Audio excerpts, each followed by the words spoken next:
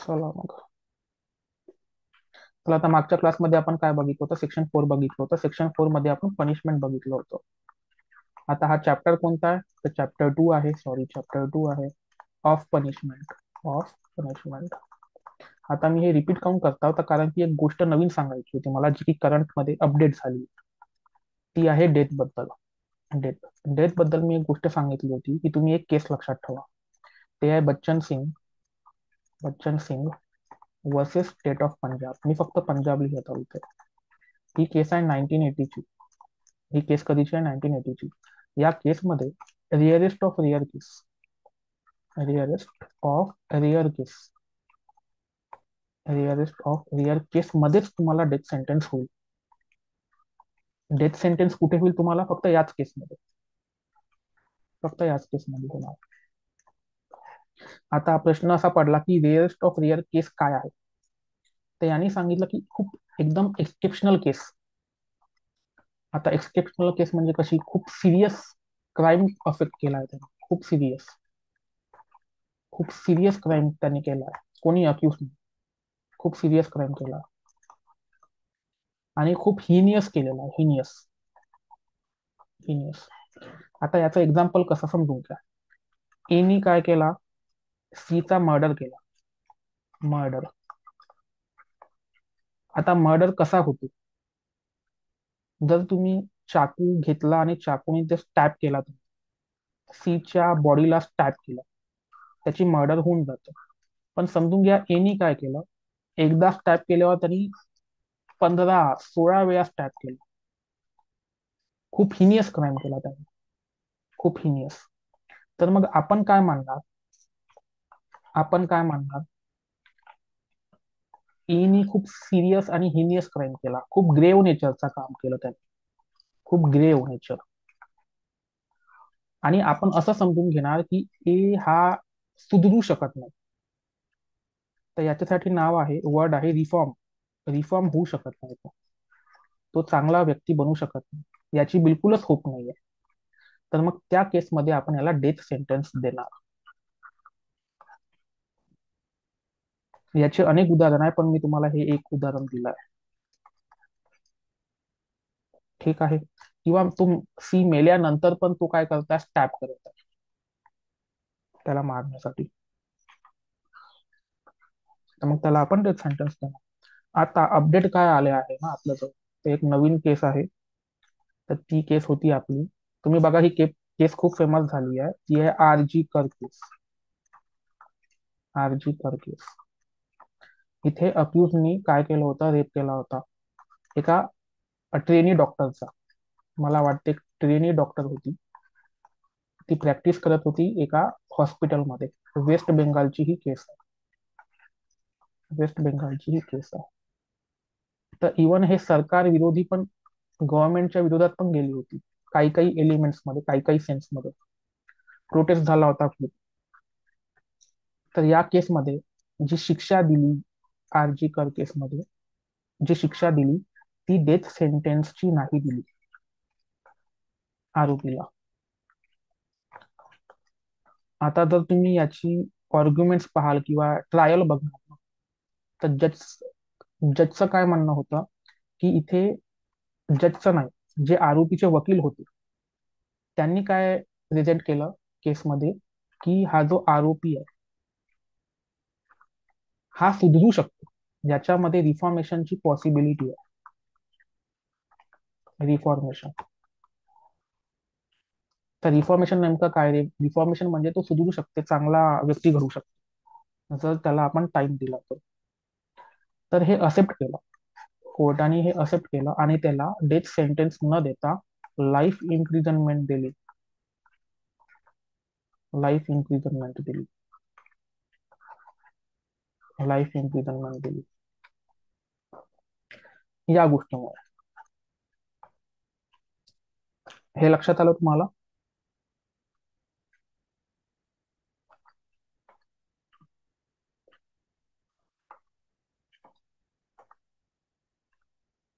चला, तर मग आपण नवीन सेक्शन बघूयात. सॉरी. सेक्शन 8. सेक्शन 8 काय म्हणते, जर तुम्हाला शिक्षेमध्ये अमाऊंट दिली आहे, अमाऊंट ऑफ फाईन दिली आहे, ते किती पण असू शकतं. जर तुम्ही ते फाईन भरत नाहीये, ही फाईन भरत नाहीये, तर किती शिक्षा होऊ शकते, किती शिक्षा होऊ शकते, इम्प्रिझनमेंट किती होऊ शकते, मग ती इम्प्रिझनमेंट कशी असू शकते याबद्दल सांगितलेलं आहे. आता अजून एक गोष्ट लक्षात ठेवा, हा जो सेक्शन 8 आहे BNS चा, हा 8 सेक्शनचं कॉम्बिनेशन, 8 सेक्शनचं कॉम्बिनेशन आहे IPC मधल्या. तर हे 8 सेक्शन्स कोणते, तर ते आहे सेक्शन 63 to 70 ऑफ IPC. हे 8 सेक्शन्स या सेक्शन 8 मध्ये कंबाईन झाले. आता याच्यामध्ये काही चेंजेस आहे, ऍक्च्युली सेम टू सेम नाही आहे. चेंजेस काऊन आहे, कारण की तुम्हाला माहिती आहे सेक्शन 4 मध्ये एक नवीन पनिशमेंट आहे, ती म्हणजे कम्युनिटी सर्व्हिस. सेक्शन 4F मध्ये कम्युनिटी सर्व्हिस आहे. तर जिथे जिथे कम्युनिटी सर्व्हिस नव्हतं, तर यांनी सेक्शन 8 मध्ये कम्युनिटी सर्व्हिस पण ऍड केली. हे चेंजेस आहे. अजून चेंजेस मध्ये काय आहे, अमाऊंट ऑफ फाईन यांनी वाढवली. अमाऊंट ऑफ फाईन जी आहे, अमाऊंट ऑफ इम्प्रिझनमेंट, इम्प्रिझनमेंट ते त्यांनी काय केली, इन्क्रीज केली. तर फर्स्ट चेंज तर हा आहे. सेकंड चेंज कम्युनिटी सर्व्हिसचा तुम्ही म्हणू शकता, तर ऍड केलेली आहे. तर हे दोनच चेंज आहे मोठे मोठे, आणि नंतर आपण बघूयात अजून काय काय आहे डिटेलमध्ये बघूयात. चला, अजून एक गोष्ट, जर तुम्ही सेक्शन 8 वाचत आहे, सेक्शन 8, तर तुम्हाला BNS म्हणजे जुनी CRPC, तर तुम्हाला सेक्शन 8 वाचावं लागणार. सेक्शन सेक्शन 22 परत 23, 24 पण मेन सेक्शन हा आहे आणि हा ऑफ ऑफ BNSS.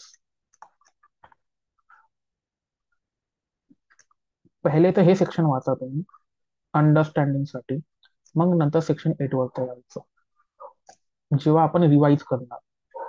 ऍक्च्युली शिकवायला मी हे पहिले पाहिजे होतं, पण आपण सिक्वेन्स न जाऊन आलो ना BNSच्या, तर आपण सेक्शन 8 बघूयात काय आहे तो.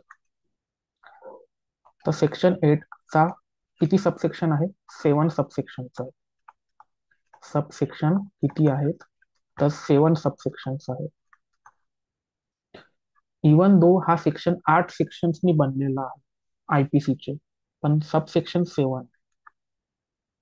One again thing to remember. ठीक आहे. चला आता ऍक्च्युली आपण सेक्शन 8 बघूयात. तर सेक्शन 8 सबसेक्शन 1, सेक्शन 8 सबसेक्शन 1. आता इथे काय म्हटलं आहे, यांनी हे म्हटलेलं आहे की जर फाईनची पनिशमेंट तुम्हाला दिली, पण तिथे काय आहे ना, तिथे सम नाही दिलाय तुम्हाला. BNS मध्ये काही सम नाही दिलाय की पनिशमेंट इतकी इतकी राहील. Know some is expressed, know some is expressed, know some is expressed. तर अशा केसमध्ये जज काय करणार किंवा मॅजिस्ट्रेट काय करणार, तुम्हाला कोणती शिक्षा देणार, म्हणजे फाईन किती लावणार, तर फाईन ती अनलिमिटेड लावू शकते. अनलिमिटेड. आता अनलिमिटेड या वर्डला तुम्ही अंडरलाईन करू शकता बेअर ऍक्ट मध्ये, अनलिमिटेड. पण याच्यामध्ये समोर म्हटलं आहे but, but not excessive, not excessive. ती बेसुमार नसली पाहिजे, ती बेसुमार नसली पाहिजे, गरजेपेक्षा जास्त नसली पाहिजे. जर एका व्यक्तीने समजून घ्या, एका बिल्डिंगला आग लागली, एका छोट्या बिल्डिंगला किंवा घराला आग लागली, तर त्याने गुन्हा केलेला आहे. तर या अक्युजला जर तुम्ही 30 करोडची फाईन दिली तर हे इलिगल होणार, हे बरोबर नसणार, अनुचित होणार. कारण की ही फीस कशी आहे, एक्सेसिव्ह आहे. हा, तुम्ही किती पण फीस लावू शकता, किती पण फाईन लावू शकता, पण एक्सेसिव्ह नसली पाहिजे. ही जी फाईन आहे खूप एक्सेसिव्ह झाली, गरजेपेक्षा जास्त. असं पण होऊ शकते की अक्युज्ड जवळ तेवढी अमाऊंट ऑफ फाईन नसेल, पण पैसे पण नसेल, प्रॉपर्टी पण नसेल त्याच्यात तेवढी. तर म्हणून हे बरोबर नाही. तर सेक्शन 8 याच्याबद्दल सांगतो आपल्याला. Subsection 1 section 8चं. बस एवढंच आहे. मग सबसेक्शन 2 बघूयात आपण.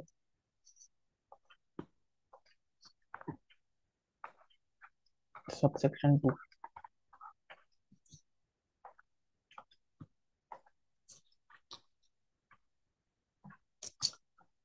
सबसेक्शन 2 मध्ये म्हटलेलं आहे की तुम्हाला ऑफेन्स सगळ्यात पहिले तर दोन प्रकारचे होऊ शकते. तर पहिला ऑफेन्स जो आहे तो पनिशमेंट होऊ शकते. पनिशमेंट म्हणजे इम्प्रिझनमेंट. इथं इम्प्रिझनमेंट लिहितो मी पनिशमेंट पेक्षा. Imprisonment and fine. अँड म्हणजे प्लस. And fine. पहिली तर ही केस आहे ए. आणि बी अजून एक क्लॉज आहे, त्याच्यामध्ये काय म्हटलेलं आहे की तुम्हाला इम्प्रिझनमेंट ऑर होऊ शकते. ऑर याच्यात अँड नाही आहे, ऑर आहे.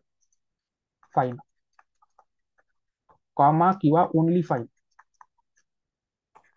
Only fine. तर ह्या दोन्ही पण केसमध्ये तुमची हे ओरिजिनल जे इम्प्रिझनमेंट आहे म्हणजे ओरिजिनल पनिशमेंट तर तुम्हाला भेटलीच. पण जर तुम्ही फाईन भरत नाही आहे, हा जो फाईन आहे ना, जर तुम्ही भरत नाही आहे, डिफॉल्ट करताय फाईन भरण्यामध्ये, तर तुम्हाला जज एक्सेसिव्ह पनिशमेंट पण देऊ शकणार. Excessive punishment. तर हा समजून घ्या, हा फॉर्म्युला आहे सबसेक्शन 2 चा. आणि मेन कीवर्ड आहे एक्सेसिव्ह पनिशमेंट. Excessive punishment. आणि सेक्शन मध्ये लिहून आहे शॉल बी इन एक्सेस. तर तुम्ही त्याला अंडरलाईन करू शकता, शॉल बी इन एक्सेसला.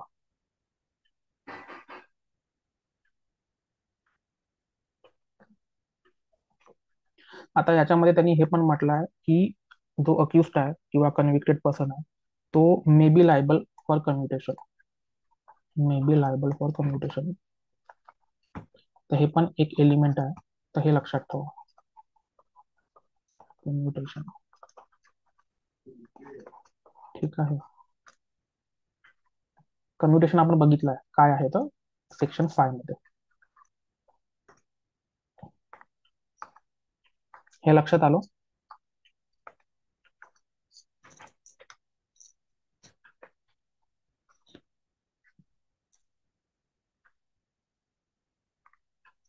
चला, आता सबसेक्शन 3 मध्ये ना एक खूप इम्पॉर्टंट कीवर्ड आहे, ते म्हणजे 1/4. याला अंडरलाईन करा. 1/4ला शॉल नॉट एक्सीड 1/4, म्हणजे 1/4च्या जास्त जाऊ शकत नाही. याचं मी एक्झाम्पल देतो, हे एक्झाम्पल ना समजून घ्या. तुम्ही थेफ्ट केलाय आणि थेफ्टचा सेक्शन सांगू शकता तुम्ही काय आहे तो? थेफ्टचा सेक्शन सांगा मला कोणी.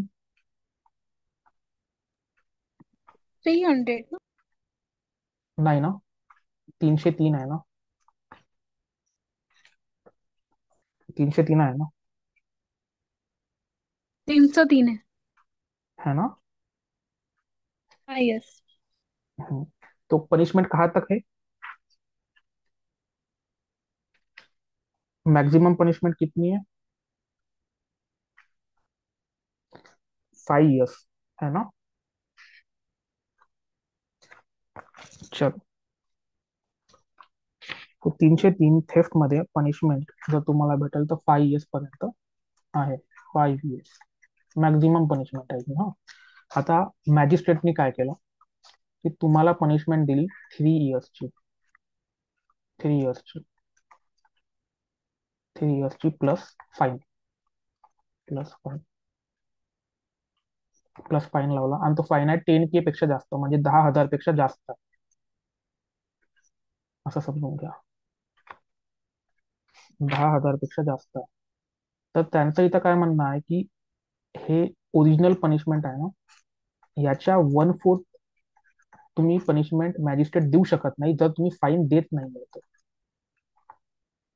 म्हणजे तुम्ही 5 इयर्सचं 1/4 काढू शकता, किती होते तर. तर हे मॅक्झिमम पनिशमेंट म्हटलं, 3 इयर्स नाही म्हटलं, याचं 5 इयर्स म्हटलेलं आहे. जर तुमच्यापाशी बेल ऍक्ट आहे तर वाचा तो सबसेक्शन, मी वाचतो. The term for which the court directs the offender to be imprisonment in default of payment of fine shall not exceed 1/4 shall not exceed 1/4 of the term of imprisonment which is maximum. मॅक्झिममला पण underline करा, maximum fixed for the offence. तर इथे maximum fixed काय आहे, 5 years. Actually मला वाटतं मी example पण हे घ्यावं नाही लागत होतं, कारण की याच्यामध्ये पनिशमेंट जास्त आहे. ज्यामध्ये कमी पनिशमेंट आहे ते एक्झाम्पल घ्यावं लागत होतं. ठीक आहे. For the offence if the offence of punishable offence be punishable with imprisonment as well as fine. तर इम्प्रिझनमेंट किती आहे, 3 इयर्स, आणि फाईन आहे. आता इथे काय होते, जो अक्युस्ड आहे तो फाईन भरत नाही, तर मॅक्झिमम पनिशमेंट डिफॉल्ट ऑफ फाईनच्या तुलनेमध्ये 1/4 ऑफ 5 इयर्स किंवा मॅक्झिमम पनिशमेंट, 1/4 ऑफ मॅक्झिमम पनिशमेंटच देऊ शकते, याच्यापेक्षा जास्त देऊ शकत नाही. हे सबसेक्शन लक्षात आला तुम्हाला? काही डाऊट आहे याच्यात?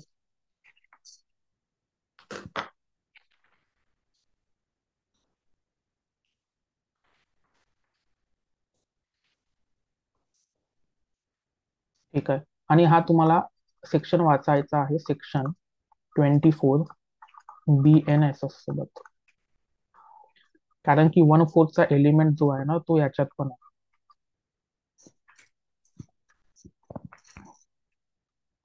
यामध्ये पण आहे.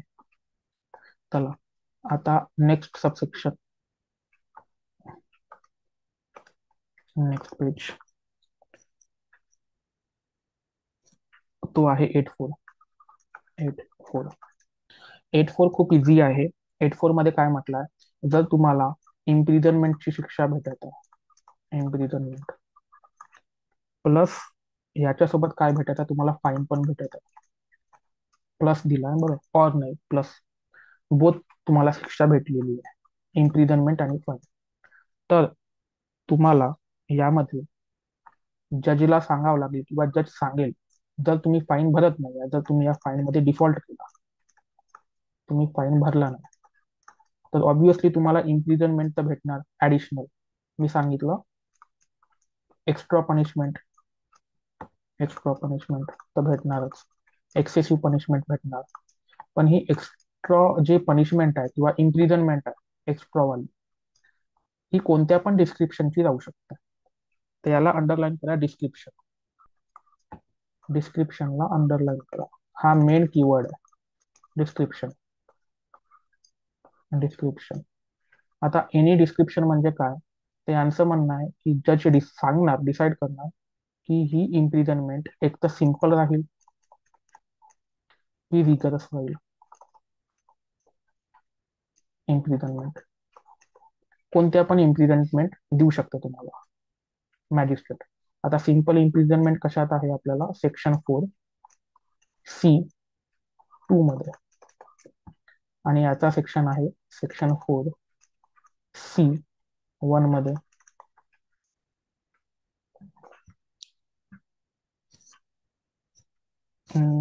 1 मध्ये आहे ना, हा 1 आणि 2, तर हा 1 झाला आणि हा 2 झाला. ठीक आहे, तर हा सबसेक्शन 4 झाला. मग सबसेक्शन 5 पहिले काय म्हणते लक्षात घ्या, हा सबसेक्शन 4चा थोडा उलट आहे. सबसेक्शन 5 म्हणते की जर तुम्हाला ओनली फाईन आहे, ओनली फाईन आहे, ओनली फाईन किंवा और कम्युनिटी सर्व्हिस आहे. आता याच्यात कम्युनिटी सर्व्हिस चेंज आहे, हा चेंज आहे. जर फाईन आहे किंवा कम्युनिटी सर्व्हिस आहे, ह्याच्यात इम्प्रिझनमेंट नाही आहे, तर मॅजिस्ट्रेट फक्त, जर तुम्ही हे डिफॉल्ट केला, याचा डिफॉल्ट केला, तर तुम्हाला फक्त सिंपल इम्प्रिझनमेंट देऊ शकणार, याच्यामध्ये रिगरस इम्प्रिझनमेंट देऊ शकणार नाही. तर पहिली गोष्ट हे सांगितली. आता दुसरी गोष्ट याच्यामध्ये काय आहे, याच्यामध्ये त्यांनी एक कॅप लावला, कॅप एक लिमिटेशन लावली. ती लिमिटेशन आपण बघून घेऊयात. जर तुम्हाला फाईन, ही जी फाईन आहे, ही फाईन जी आहे ही एक्सीड नाही करत आहे, म्हणजे 5,000च्या कमी आहे, 5,000च्या जास्त नाही, 5,000च्या कमी, तर मी ते फाय केली तो 5,000च्या कमी, तर तुम्हाला याच्यात इम्प्रिझनमेंट किती होणार, तर ते आहे 2 मंथ्स. 2 मंथचा इम्प्रिझनमेंट होणार. मग नंतर बी आहे. बी मध्ये काय म्हटलंय की जर तुम्हाला फाईन 10,000च्या कमी लावली, तर मग 4 मंथ्स मॅक्झिमम इम्प्रिझनमेंट. आणि सी, सी मध्ये काय म्हटलंय की 10,000च्या वर, 10,000च्या वर, म्हणजे यांनी म्हटलंय एनी अदर केस, एनी अदर केस, तर यामध्ये तुम्हाला 1 year, यामध्ये 1 year.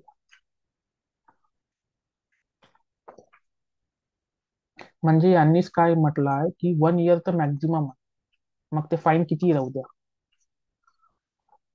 असं पण आपण एक इन्साइट किंवा याच्यातून इंटरप्रिटेशन काढू शकतो की हे मॅक्झिमम आहे in default of fine, maximum punishment in default of fine.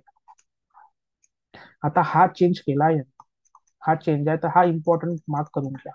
आता याच्यातून क्वेश्चन येऊ शकतो, कारण की यांनी फीस पण वाढवलेली आहे याच्यामध्ये. तुम्ही एक टेबलच बनवून घ्या, याच्यामध्ये इथं फाईन लिहा, फाईन, आणि इथे इम्प्रिझनमेंट, इम्प्रिझनमेंट.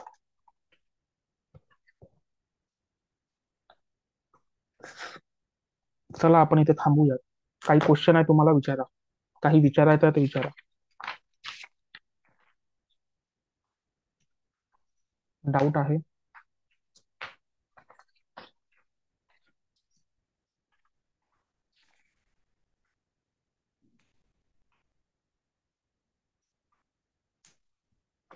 ठीक आहे, चला.